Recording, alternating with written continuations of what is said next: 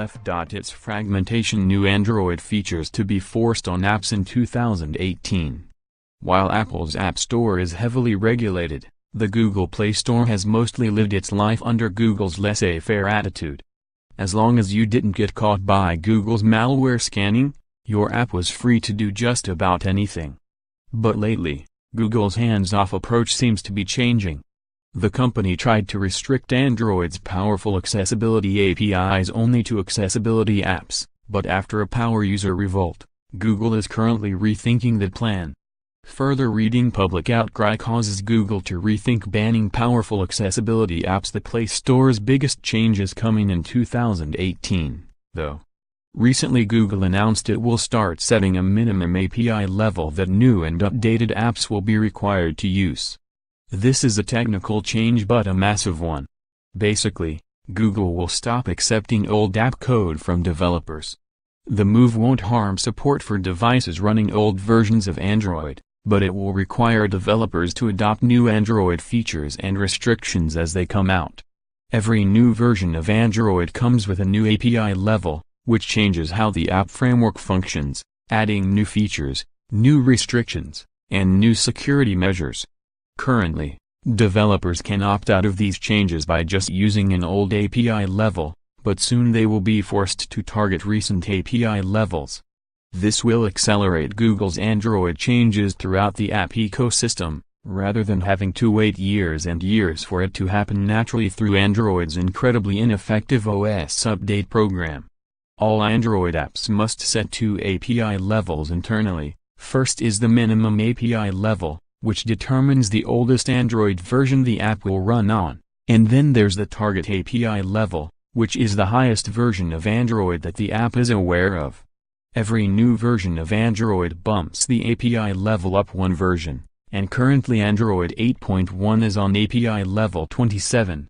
When Google changes the way the Android app framework works, it doesn't want to break old apps, so it locks this functionality behind a new target API level.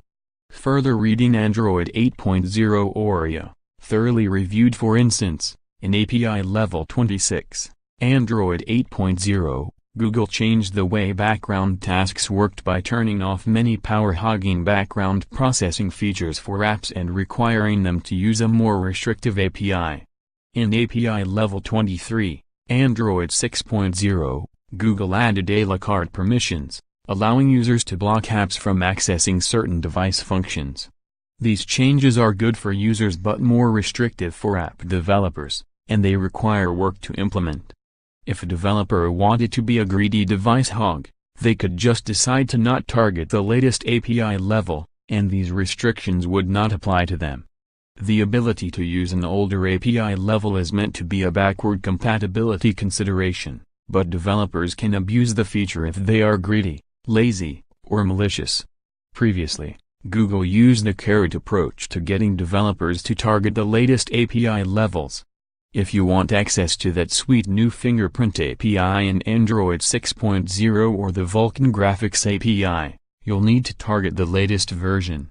Newer versions also come with a host of requirements and restrictions to make your app a better smartphone citizen, though. New API levels haven't had much in the way of enticing developer features, though. They've mostly been things that are good for users, like less background processing, stricter permissions, controllable notifications, and design conformancy features like adaptive icons. These are work for developers to implement, and while they benefit the user, they don't help developers. The carrot approach looks like it's going away and being replaced with a stick. Google says update to a newer API or never update your app again. Google has published a timeline for mandatory API level adoption. Generally, API levels that are year-old will become mandatory for new and updated apps. This will begin in August 2018, when targeting API level 26. Android 8.0, released August 2017, will be mandatory for new apps. A month later, the requirement kicks in for all app updates. Further reading Android 6.0 has a great auto backup system that no one is using. Yet requiring all new and updated apps to use an API level that is a year old will speed up API adoption across the Android app ecosystem. We last took a survey of the top 200 non-game apps in late 2015, so we actually know what natural API adoption speeds look like. Shortly after the release of Android 6.0, and a lengthy developer preview period, only 5% of the top 200 apps targeted the latest API version. 41% targeted the previous API level, which was 7 months old at the time of our survey. If we look at the top 200 apps that target an API level that was a year old or newer, which will be the new minimum requirement in 2018, it was only 78%. If we assume the top 200 apps are regularly updated, and they are, Google's new requirements would bump this to about 100%. Keep in mind, these are just the top 200 apps, which are all made by competent developers that, I guess, represent the best Android has to offer. The other 2.5 billion apps are probably less well maintained. Today, there are some notable exceptions in the top 200. Facebook still targets Marshmallow, API level 23. This is 2 years old and allows the company to dodge Android's new background processing requirements, meaning the Facebook app can run in the background all the time, if it wants.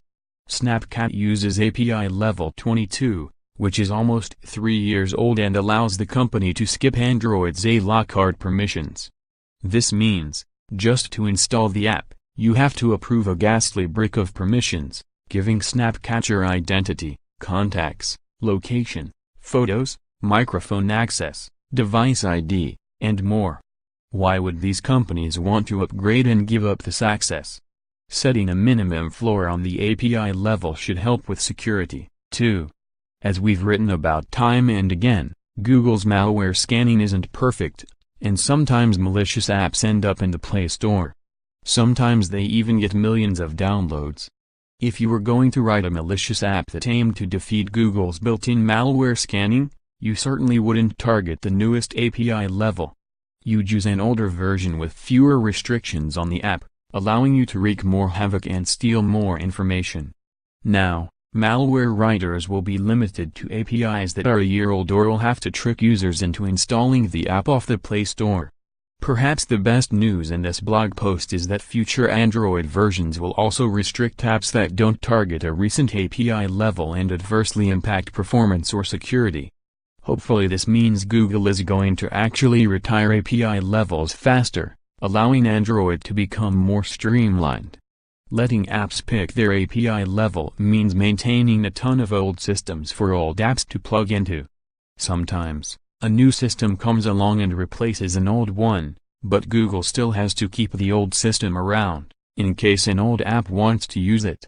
If Google requires all new and updated apps to use a later API, it's possible that Google could opt to streamline newer versions of Android and remove these old components. Today, Google's cutoff point seems to be API level 14, which is the minimum API level for Google Play services. API level 14 corresponds to Android 4.0, Ice Cream Sandwich, which is 6 years old. Android 8.1 Oreo still contains all the components needed to make these 6-year-old apps work. The one thing that isn't happening is a purge of old apps on the Play Store. In late 2018, developers won't be able to update old apps without fixing the API level, but these apps will still be free to rot on the Play Store forever. This change also won't affect developers' ability to make apps for older devices.